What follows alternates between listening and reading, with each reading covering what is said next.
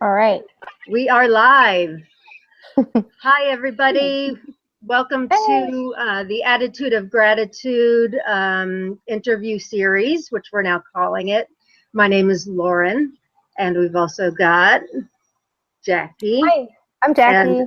And got a very special guest with us today. So I'll talk a little bit about it in a minute, but I'll talk about it now. So I'm totally geeking out because Toni Bernhard is to me, she's like the Oprah Winfrey of chronic illness. She, I don't know, I've read a lot about chronic illness over the years, and to me, everything that she says, I'm like, me too, like I could relate to it. It wasn't all angry. It wasn't all, depressing. It was good advice to me. So, so it's an absolute thrill to have you here. Thank you, Toni. I'm glad to be here. Great. So I'll read a little bit of a bio, and then we'll talk a little bit about how we got you here. Let's see, Toni, she is a former law professor, right, Toni? Yeah, I don't look like one, but I was. I bet you were one. I bet you were a good one. At University of California, Davis, until you got sick. Is that right? Yes. Yes. She's the author of several books, and I've read them all, and they're phenomenal. How to Be Sick, How to Wake Up, and How to Live Well with Chronic Pain and Illness, which I've loaned out to a friend, and he's not given it back yet. So yeah, that's a little bit about Toni, and she also has a column for Psychology Today, a blog, right? And what's the name of that, Toni? Turning Straw into Gold. Oh, I Yes. love that.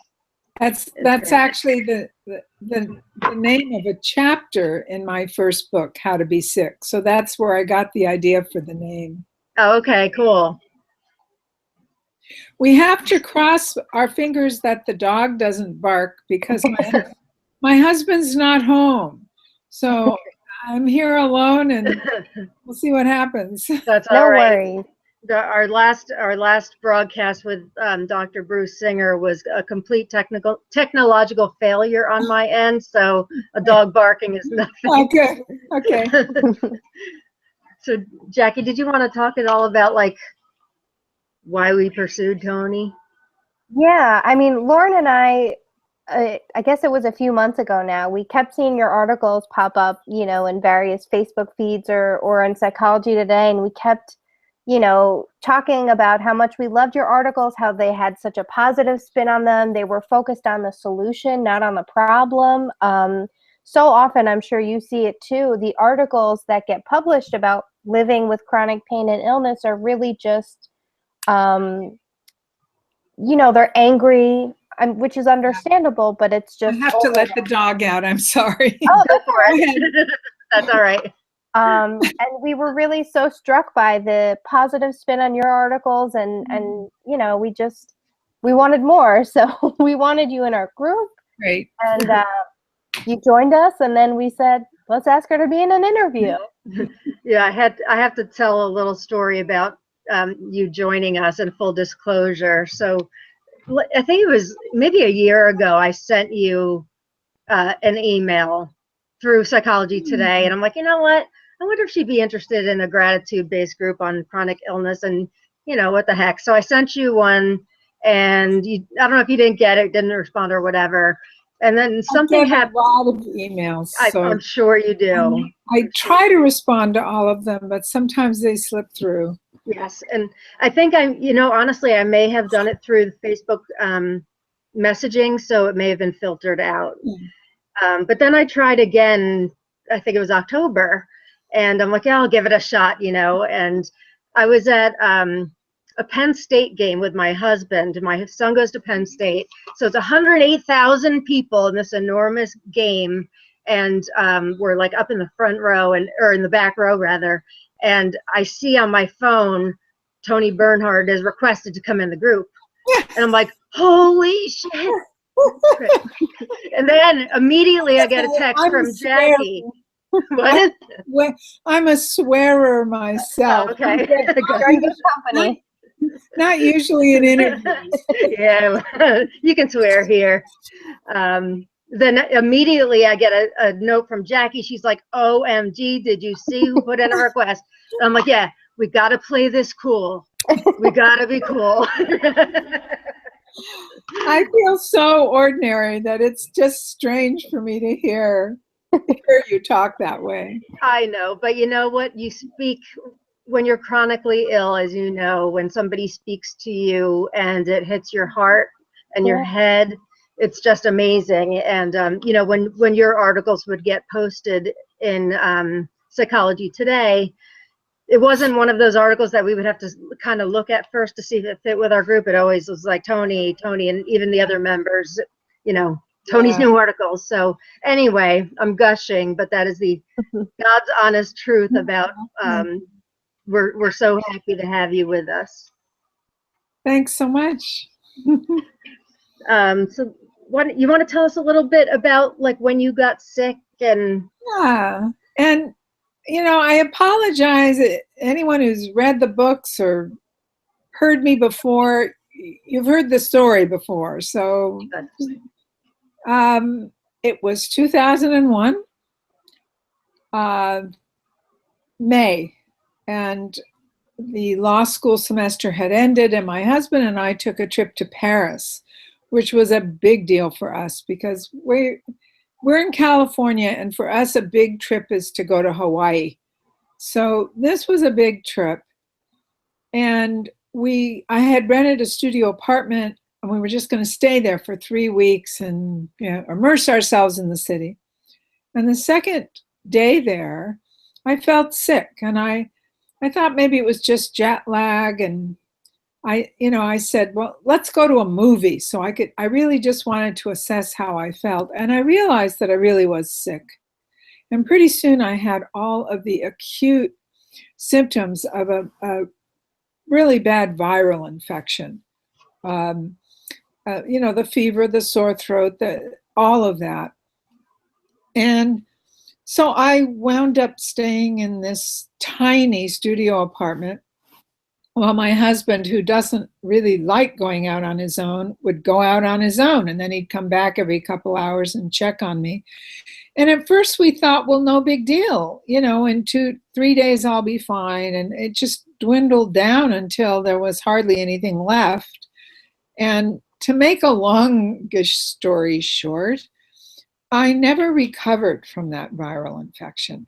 I actually thought I had, that I was.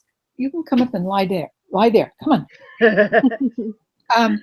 I actually thought I had, and then I had a relapse. And it was that relapse that I never recovered from. The acute symptoms subsided. I don't have a fever, but what I tend to call it is the flu without the fever. So aches, pains, headaches, very little energy. What we think is that whatever this virus was, we guess that I caught it on the airplane maybe. We don't know. That it somehow compromised my immune system.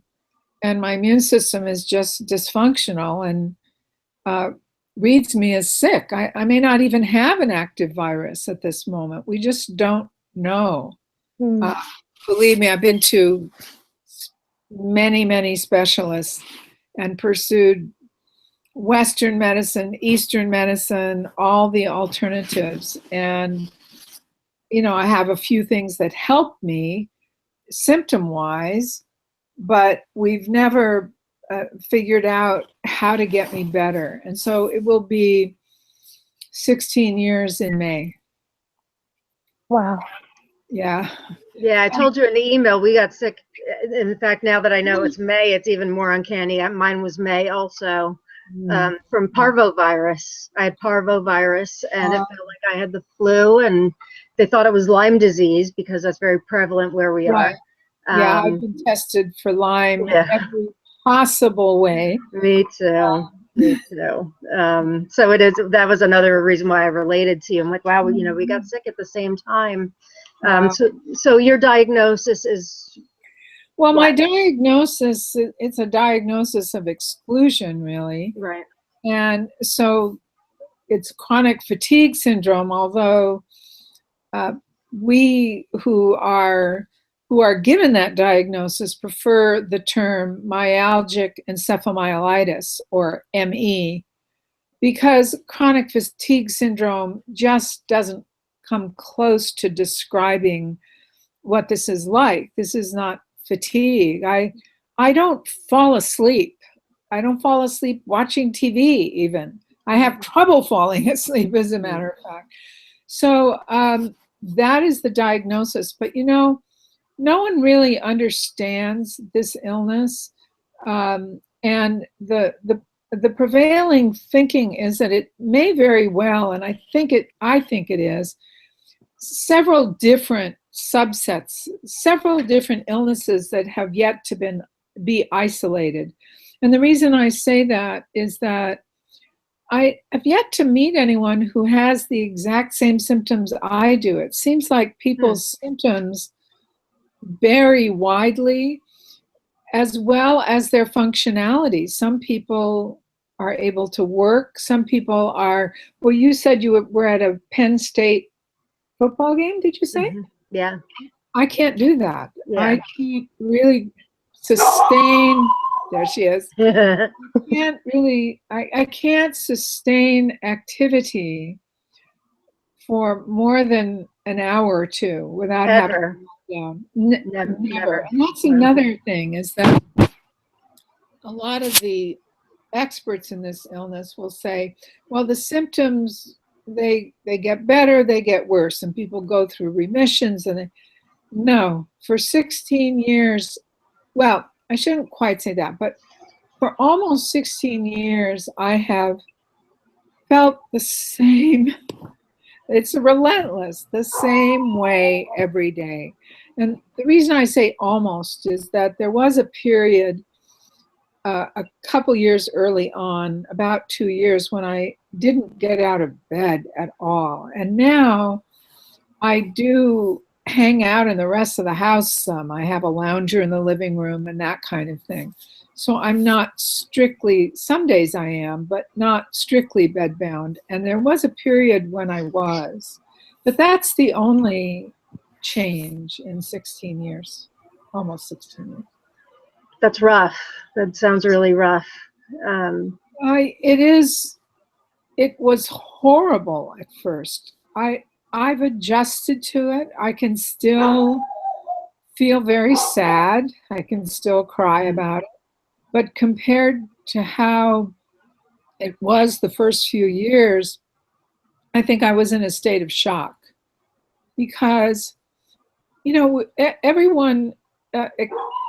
everyone gets sick, but then not only do you expect that you'll get better, but everybody around you expects that you'll get better. And it's so true. Especially if it's something like you had a virus. So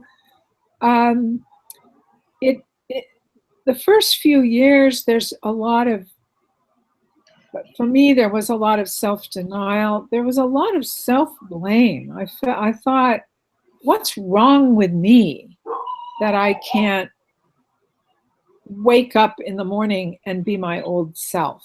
And I found that a lot of people can still feel this way, even after many more years than I worked through that. I'm very thankful that I could. So yeah, it's hard. It's still hard, but I've adjusted for the most part. I have my bad days, but I've adjusted. Right. So you do a Buddhist approach. Were you practicing that before you got sick, or did that come as a result of your illness? Well, it's interesting. I actually was practicing before I got sick for 10 years. So now if I add the sickness to it, it would be 25 years, which is a long time. I don't actually practice Buddhism as a religion, but more as a practical path for maybe a humanitarian approach to life, how to using the wisdom of the Buddha to help me live as best I can. But I have to admit that although I was a very serious student of Buddhism when I got sick, it just went out the window for about 4 or 5 years. And it really was turning again to some of that wisdom that enabled me to start to accept this traumatic change, and actually to start writing the first book, particularly, was really driven by the fact that I started to look again at some of those teachings and be helped by them. So yeah, it's been a long time that I've been practicing Buddhism. Yeah. That's so cool. So do you think the Buddhism studies have helped you in your journey towards acceptance, or was it a lot of factors? What was that like for you? Well, certainly the Buddhist teachings helped, and they helped in a lot of ways, and I could talk a long time about that, but I think if I just touch on what's most important is that he was pretty realistic about the human condition. And that's why some people say Buddhism is pessimistic. I don't think of it as pessimistic. No. I think of it as realistic. Mm-hmm. So one of the things he said, he talked about a lot, was that as humans, we are all subject to certain conditions, just conditions that come with being human. And he named them. And one of them is aging. One of them is separation from people we love. We've all had that happen, whether it's through death or through distance. And another one on his list is illness. Really? Yes. I call it the Buddha's list. And it's actually in the First Noble Truth. It's his list. And so these are experiences that we can all expect in life. And if you reflect on it, I mean, just because he said it doesn't make it true, but if you reflect on it and think about that list, there's no, despite television ads to the contrary, there's no way to prevent aging. There's no way to prevent separation from people you love, whether it's your parents because they get old and die, or whether it's, whatever the reason.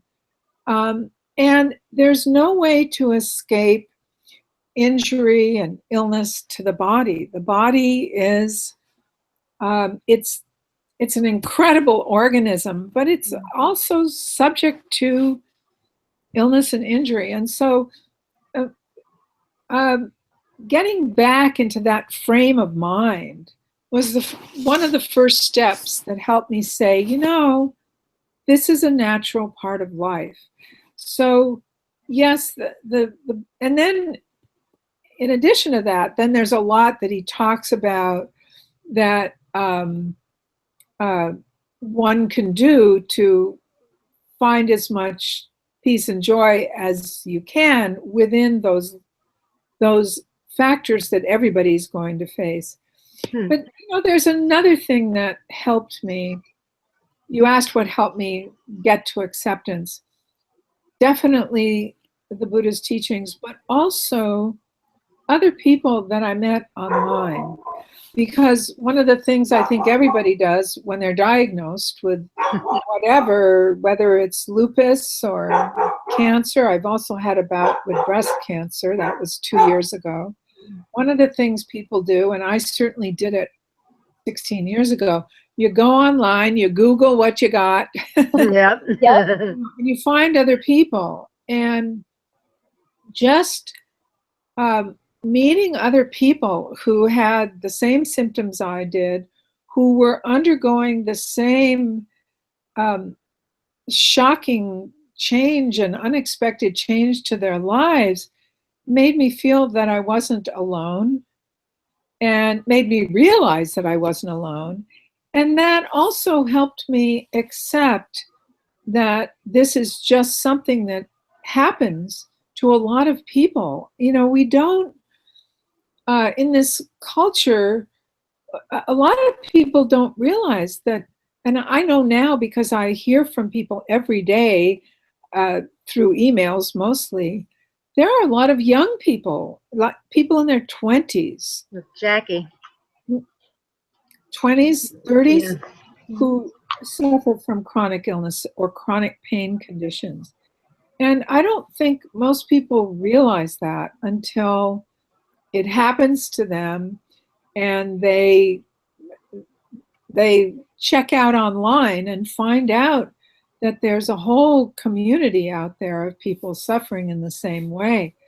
Think what it was like if this had happened to us before the internet age. You know, we'd be really, I wouldn't know a single other person who suffered from what I suffer from. And I'd feel much more alone. So that was a huge step toward acceptance for me, was realizing that this is really a natural part of the life cycle. And it happens to some people in their 20s and some in their 30s and some later. And it's nobody's fault. You get exposed to a virus, you get that virus. You're in an auto accident and you have neck pain the rest of your life. These things just happen. Yeah. And fighting them, waging some militant battle against them, it doesn't help. It doesn't make you feel, and it actually makes you feel worse. Right. So, you know, that said, that when I say fighting it, I don't mean that people shouldn't be proactive in looking for treatments and cures. And to me, that's different than the mental attitude of, I hate this, I'm going to get rid of it, I'm going to, I'm weak in the will because I can't get better. That doesn't help. What helps is being nice to yourself. Yeah. So true. I was just telling Jackie last night, I have a problem. I won't call myself a warrior anymore. I used to do that. And it makes me feel that I'm in a fight with myself, and I'm not in a fight with myself any longer. You know, I will always have hope and be proactive, but I have to learn to live with this. And that's basically what I've been trying to do, is living, and that's why I love your book so much, you know, living peacefully and joyfully with my illness and figuring out how to do that. If I think of my pain as a bad, you know, something I have to fight every day, I'll be exhausted and it won't make things any better. It's not your enemy. It's Right. just what's happened to your body.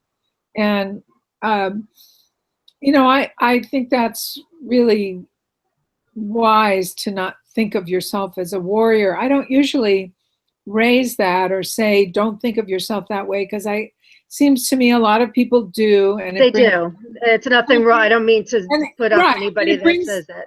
It works for them. It brings Right. them comfort. But, you know, I've found the same thing to be true for myself. And, you know, even when I got cancer, breast cancer, and I'm doing well, Good. I'm struggling with the medications that they want me to take to prevent a recurrence. And that's an ongoing problem. But when I went online, I found a lot of that kind of, not just warrior talk, but, you know, I hate cancer, and I just, all that kind of negative thing. Well, you know, I've never actually talked about this before, but I certainly didn't want this to happen. Mm-hmm. But I found that if I took the attitude, I hate cancer, it was as if I was saying, I hate my body. Because that's where it was. And hopefully it's been removed now. But that's where it was. And so for me, hating it and the militant battle, that sort of mental state of mind made me more fearful and increased my suffering. And again, my mental suffering, but that had nothing to do with being proactive to get treatment. That I did absolutely got the best treatment I think I could get. Of So, course, yeah. yeah. Well, good. I'm glad you're feeling better. You know, knock on wood that's all taken care of. Knock on wood. So we chose, Jackie and I were wondering when you agreed, which was phenomenal. And I meant to say that Toni does not do a lot of these video interviews because they take a lot out of her energy wise, and I can totally relate. So it's, again, we thank you so much for being here. But when you agreed, and Jackie and I were thrilled, we were trying to figure out, you know, what can we talk about? And it kind of fell into our lap because, you know, you're in California and you had a certain time frame where you needed to rest. And then Jackie's here on New Jersey, and she had a time where she needed to rest. So we were trying to find a great time for us, and that's where the topic came up, which was setting boundaries and, you know, finding a balance, you know, which is, I find, a very difficult part of this, saying no to people. So it is so hard. Yeah. When I first got sick, I didn't set boundaries. And that was just out of denial. Who needs boundaries? I'm going to get over this. And, you know, and I believe, I don't know, but I think it's possible that not setting any boundaries made my condition worse to this day. Because one of the things I did was to force myself to go back to work after I took a semester off when I was first sick. And then I forced myself to go back part-time. And I really had no business doing that.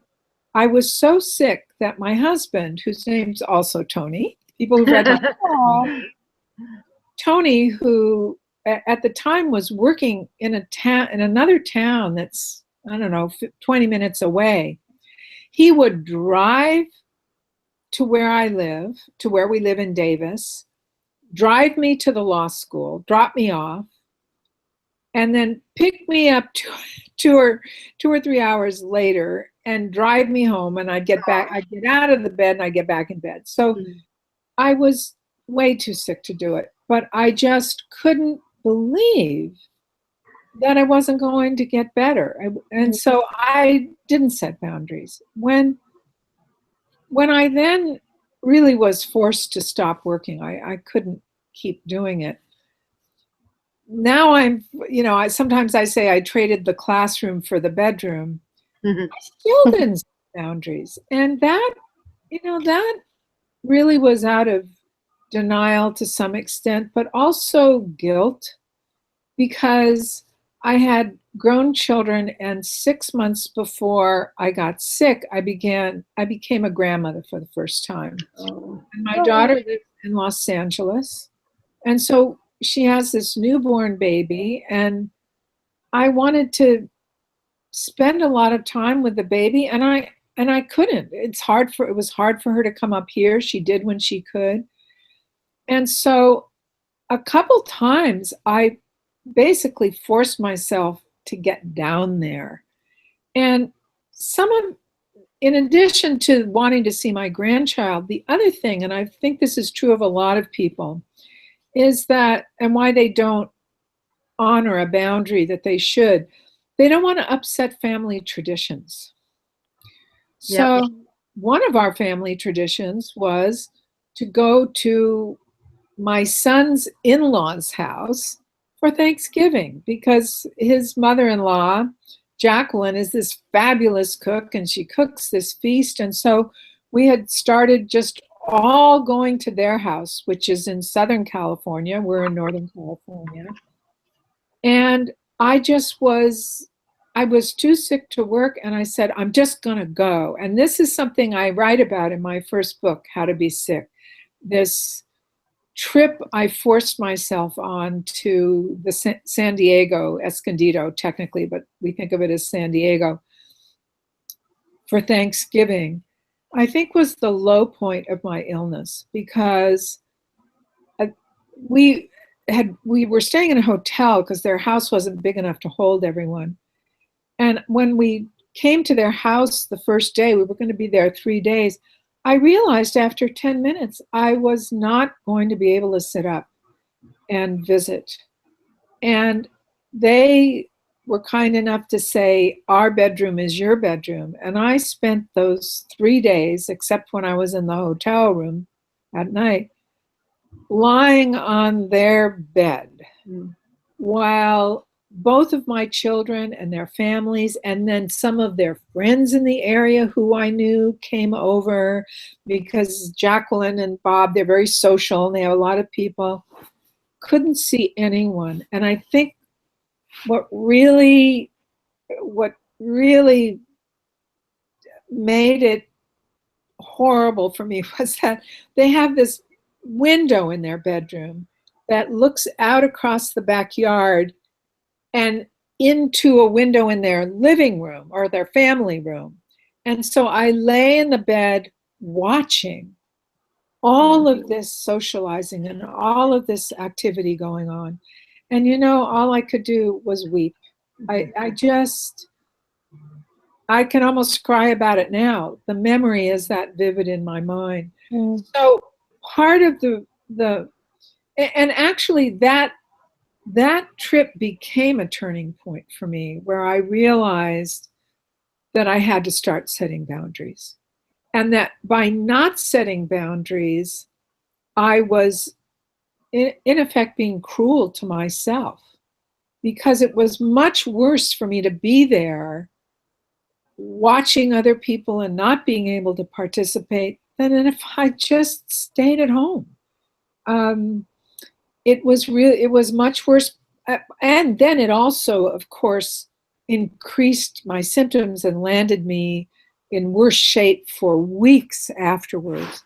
And so that became a turning point when I said, you're going to have to start setting boundaries and treating yourself well, asking yourself, what can I handle? What can't I handle?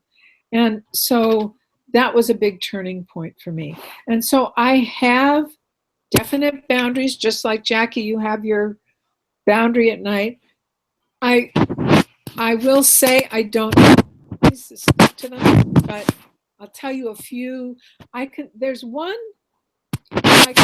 two that I consider non-negotiable, because to me a boundary is something like a rule you've set for yourself. And so one non-negotiable boundary for me is, and I want to pass this on to everyone who's watching this, never take sides with someone against yourself. That to me is non-negotiable. Someone who says, maybe if you exercised, you'd feel better. Or aren't you afraid that being so isolated is going to make you depressed? Or just the things that people say without thinking, or the advice they give that suggests that you're not doing everything you can, or people who really don't believe you're as sick as you say you are. No one said that to my face, but I'm sure there are some people who might think that. Right. They might think, well, if you're that sick, how come you're on TV right now? Yeah, right. So to me, that's non-negotiable. You don't take sides against yourself. And what that means is trusting your own judgment about just how sick you are, what you can handle, what you can't handle. And it doesn't mean you can't ask for advice. That's fine if you feel the need to ask for advice. But don't accept someone else's view of how you feel. You know how you feel, and you know what you can handle. So that is one boundary that I'm really happy to say I'm able to stick to. And so when somebody asks you now, maybe you should exercise, what would be your response? Oh, well, I would say that I've tried that, and exercise makes my condition worse. Well, I mean, it depends a lot on who the person is. Yeah.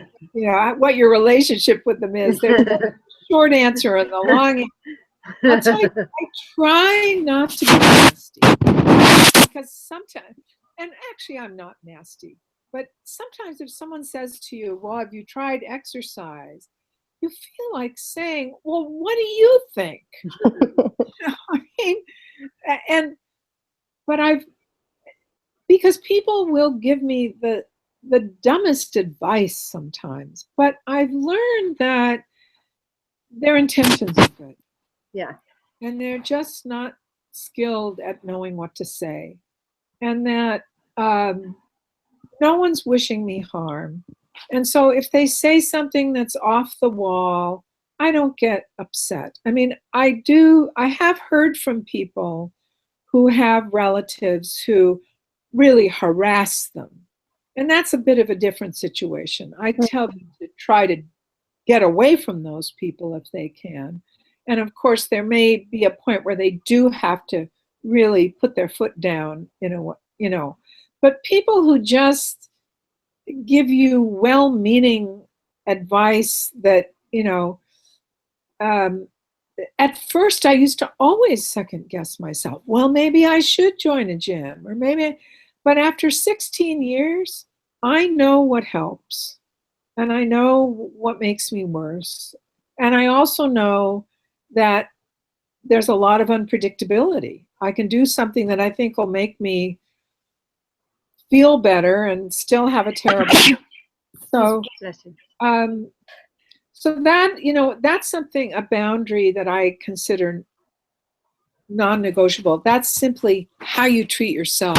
And a good test of that is ask yourself, how would I treat the person I love the most, or a loved one in need? Is this, take sides against them? No. So it's a good way to think about how you can treat yourself by thinking about how you would treat those you care the most about. Another boundary is don't do things that make your symptoms worse. I mean, that seems really obvious, but I've already given a lot of examples of when I did things that made me much worse. And I will say about that as a rule that for me, oops, I'm hearing an echo in my voice. Are you hearing it? Okay, I'm hearing some rustling. I took my headphones out. Oh, okay. When I say never, rule, don't do anything that makes your symptoms worse. I would say, and people may disagree with me, that that's a rule to which you can make exceptions, as long as you don't go to an extreme. Mm-hmm. Because something may come up that is going to exacerbate your symptoms, but it's so important to you that you just do it anyway. Now, I'm so limited that if I said, well, I want to go to Hawaii, I'm going to do it anyway, I can't.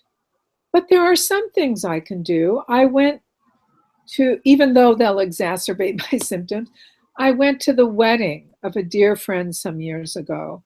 I wasn't able to stay for the reception, and the wedding was, there was payback for what I did, but I'm glad I did it. In the same way that it's hard for me to visit with people if they come over for comfortably more than an hour. 2 hours is really pushing it. And by 3 hours, I'm just trashed. Mm-hmm. But someone who I rarely get to see and used to live in the house with us, so she's like a daughter to me, came to visit Sunday. She came at 9 in the morning, and at 11:45, I finally said, I'm going to have to go lie down. But going that long was way outside what I could handle. And I did have to spend the rest of the day and some of the next day in bed. but that was worth it to me. Okay. So, but let me say this about that boundary. If you make the exception the rule, and you're just always going outside your boundaries, the boundary of what you can comfortably handle physically, then you're just going to live in a crash cycle. And that's the worst, because then you can't do anything. We wouldn't be able to, if the three of us were in a really bad crash, we wouldn't be doing this right now. Right. So I do say that, an exception, make exceptions, make wise exceptions. But if you are, if the way you live, then, that's no longer a boundary. And it's a very important boundary. It's really important. There's one more boundary I would just mention, and that is that I would say, don't abandon your self-care measures. And so for me, it's that I need to nap every afternoon. I actually try to vary the time a bit so that my body doesn't just say, oh, it's 12, bong, but I've tried going without a nap, and I can't do it. By 4 or 5 o'clock, I'm just non-functional.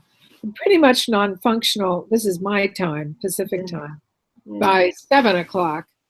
But the nap enables me to be able to do this, for example. So whatever your self-care measures are, maybe it's a hot bath, maybe it's a nap, whatever it is, make those, put those inside your boundary, and don't ever abandon those. So they're like non-negotiables. One of those is being nice. Well, I'm getting some wrestling, some. Yeah, I'm getting weird stuff too. Oh, I can hear you guys fine. Well, that's good. Good. So those are non-negotiables. You have your non-negotiables that you will not sway from at all, and then there's other things that you may be able to play around a little bit with. Yeah. So what you're saying, yeah. Yes, and other people may be able to play around more than I can. Some people maybe can't play around even as much as I can, as little as it is. This is a matter of keeping, making wise choices. And you mentioned balancing. You're balancing. How important was it for me to be at this wedding? My husband actually did the ceremony because he does a lot of weddings. And this woman is like a daughter to me. And so I just did it. It was that important. And there were consequences, but it was worth it to me. But I've skipped a lot of other weddings that he's done with people I know, because they weren't special people to me. They're just people I know and like. Right. And how do you deal with those? How do you deal with, are you okay with that internally now when you miss all of those things? Oh, for the most part, yes. Yeah. I'm actually, the hardest are the ones that involve my family. I live in Davis, and Reno is 2 hours away, and they have this rib fest every Labor Day weekend. And my son-in-law's family, his mother and his sister and their families live up there. And so it's this tradition that not just my daughter and my son-in-law go, but my son and his wife go. And so everybody goes to Reno for the rib fest, and you walk along and eat. I've seen the photos, right? And my husband goes, because it's hard to get all my family together, and this is a time they can all be together, but I'm not there. And I admit that I still struggle with that some. And one of the things that helps me is to say to myself, They don't want me to be sad. Mm-hmm. And this is how I work on, this is something I write about in the book, feeling joy for other people's joy. Joy when other people are happy, even if you can't participate yourself. And so one of the things I do is I work on this feeling joy for them, even though I'm not there. And it takes practice, but the more you try, even if you're faking it at first, eventually you can start to feel joy for others. And then there's this other piece where one day I realized they don't want me to be unhappy about the good time they're having. And so yeah, for the most part, I'm okay. I'm the family gatherings are the toughest, but missing weddings, missing those kinds of things, I just accept. I can't do it, and I don't want to spend. Life is short, and I don't want to spend my days complaining about what I can't do. Complaining is a great source of suffering. Yes. I could spend all day complaining. I complain about my illness. I could complain about the state of the world. I can complain about friends who don't come through if I want, in the early days it didn't. I mean, we could spend a whole day complaining. Yep. But then that's what we're doing with our life. Our life is what we do and what we think, what we say. What we think, what we say, and actions, all of that comes under behavior. And so rather than complain, this is why I love your group so much. Why not look for what you can be grateful for, or what brings you joy? Why not? Because complaining, I'm not talking about, you've been waiting in the waiting room at the doctor's for an hour. Sure, or a half hour. You want to get up and say what's going on.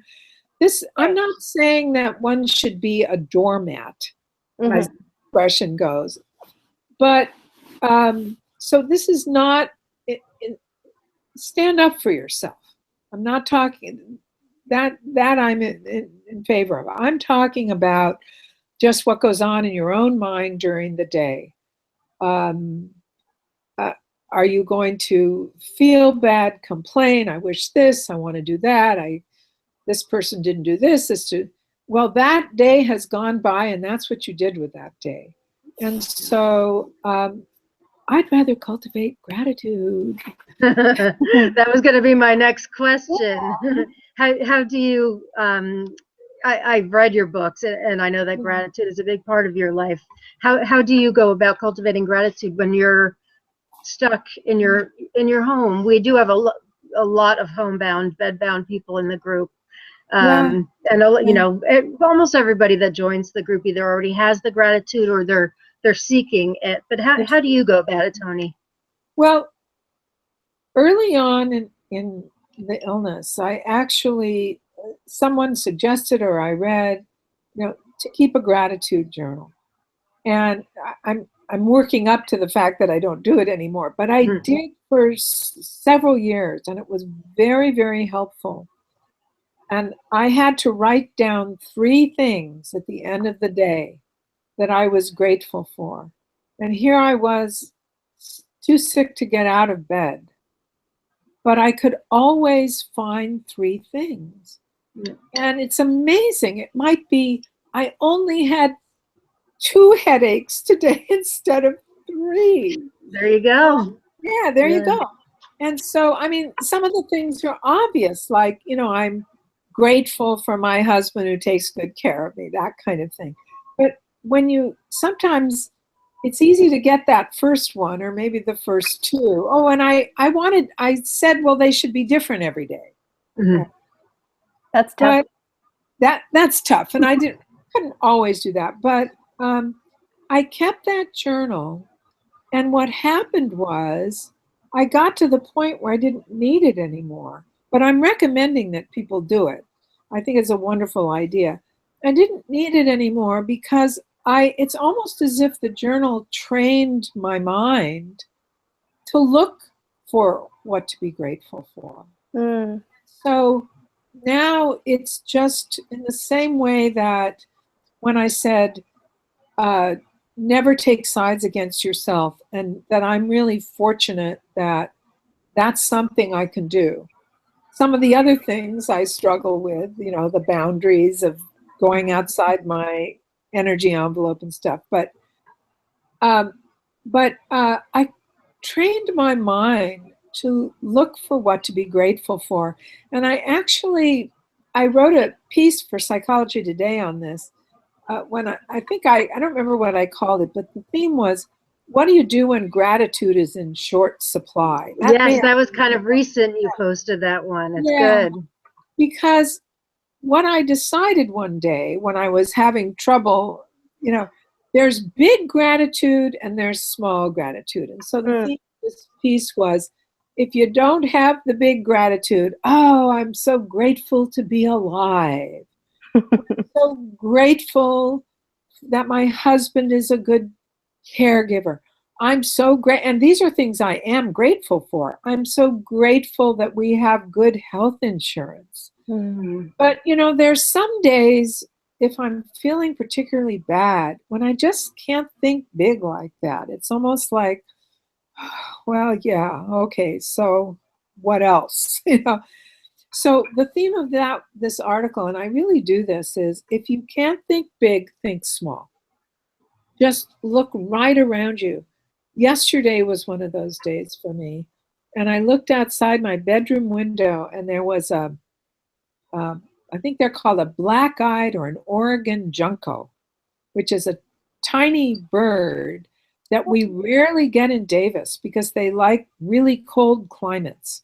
So maybe once every 2 or 3 years I see one, and they're so beautiful because their head, from the neck up, they're dark black, and then the rest of the body is browns and whites. They're just stunning to look at. And that was small gratitude. Mm-hmm. Oh, there's one of those juncos outside my window. And if that's the best you can do for that day, that's better than complaining. Absolutely. That's better than saying, well, if I could go to the zoo, I'd go to the aviary and see 100 birds. That doesn't help anything. It's different. Yeah, it's different. Yeah. So I think what I would suggest for others is a gratitude journal really is helpful because it feels as if, oh, I don't need that. But you'd be amazed at the things you can come up with. Like I said, 2 headaches instead of 3. Right. And to also realize that sometimes just the little gratitudes can add up to a big one, and that's the best you can do that day. But and to also remember that complaining, fruitless complaining, let's call it that. Fruitless complaining is really the enemy of. I've never used that phrase, but I was trying to distinguish it from complaining that you need to do to stand up for yourself.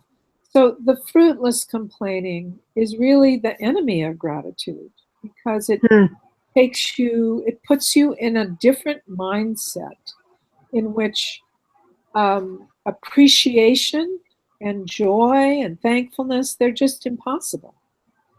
So think small if you have to. Somehow I think fruitless complaining is the enemy of gratitude is going to end up on a meme tomorrow. I have a feeling. Yes, good. I